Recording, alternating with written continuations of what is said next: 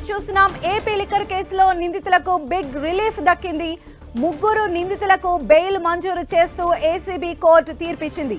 ధనంజయ రెడ్డి, కృష్ణమోహన్ రెడ్డి, బాలాజీ గోవిందప్పకు 1,00,000 పూచీకత్తుతో పాటు 2 షూరిటీ సమర్పించాలని ఆదేశించింది.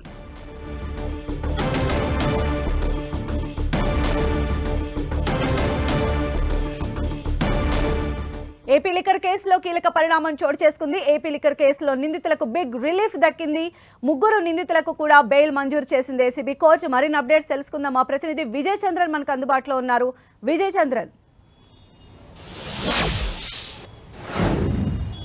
ఆంధ్రప్రదేశ్లో సంచలనం సృష్టించినటువంటి లిక్కర్ స్కామ్ ఏదైతే ఉందో దాంట్లో కీలకంగా నిందితులుగా ఉన్నటువంటి మరో ముగ్గురికి ఈ కేసుకు సంబంధించి ఈరోజు బెయిల్ మంజూరు చేసింది ఏసీబీ కోర్టు.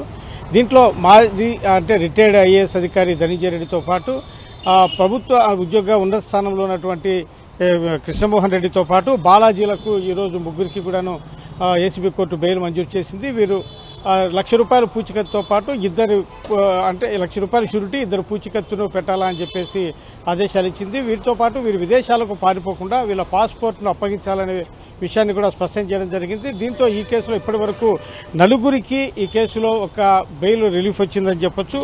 ఇప్పటికే దిలీప్ ఈయన A30గా ఉంటున్నాడు. ఆయనకు ఇంతకుముందు బెయిల్ ఏసీబీ కోర్టు ఇవ్వడం జరిగింది. ఇప్పుడు ఇచ్చినటువంటి ముగ్గురితో కలిపితే 4 బెయిల్ ఇచ్చింది. A30, A31, A32, A33కి ఇవ్వడం జరిగింది.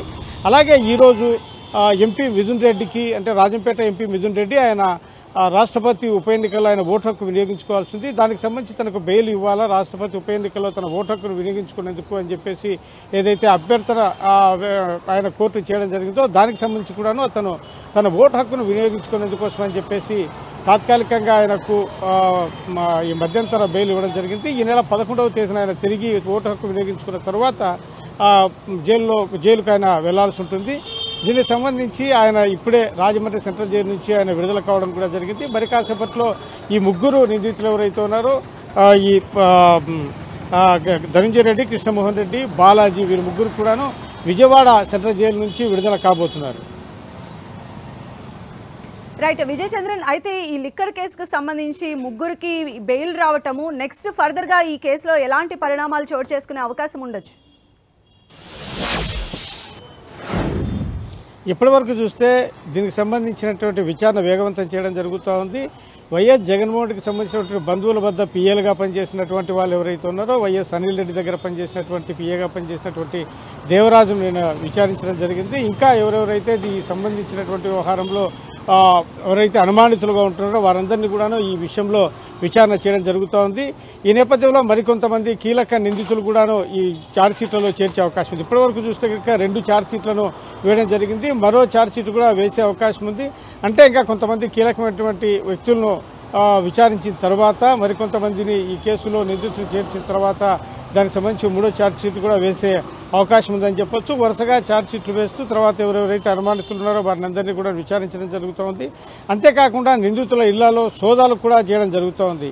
ఇంకా ఎటువంటి ఆధారాలైనా కూడా కీలకమైన లభిస్తాయన్నటువంటి ఉద్దేశంతో సిట్ తన విచారణ వేగవంతం చేయడం జరుగుతోంది. మరో 100 రోజుల్లో దీనికి సంబంధించిన విచారణను పూర్తి చేయాలా అని చెప్పేసి సిట్ ప్రయత్నాలు చేయడం జరుగుతూ ఉంది.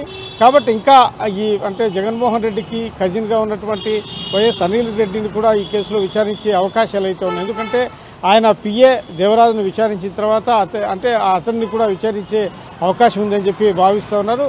దీని పూర్వాపరాలన్నిటి కూడా పూర్తిగా పరిశీలించిన తర్వాత కీలకంగా ఈ కేసులో ఎవరైతే వ్యవహరించారనే దాని మీద దృష్టి పెట్టనున్నారు. మొదటి నుంచి కూడాను తెలుగుదేశం పార్టీ ఈ కేసులో కీలకంగా ఉన్నటువంటి వ్యక్తి మాజీ ముఖ్యమంత్రి జగన్మోహన్ రెడ్డి అని చెప్తున్నారు. ఆ దిశగా ఏమైనా సిట్టు దృష్టి పెట్టిందనే విషయం అయితే మనకు స్పష్టమవుతుందని చెప్పొచ్చు. ఎందుకంటే వైఎస్ అనిల్ రెడ్డికి సంబంధించినటువంటి పిఏని విచారించడం ద్వారా ఆ దిశగా అడుగుపెట్టింది.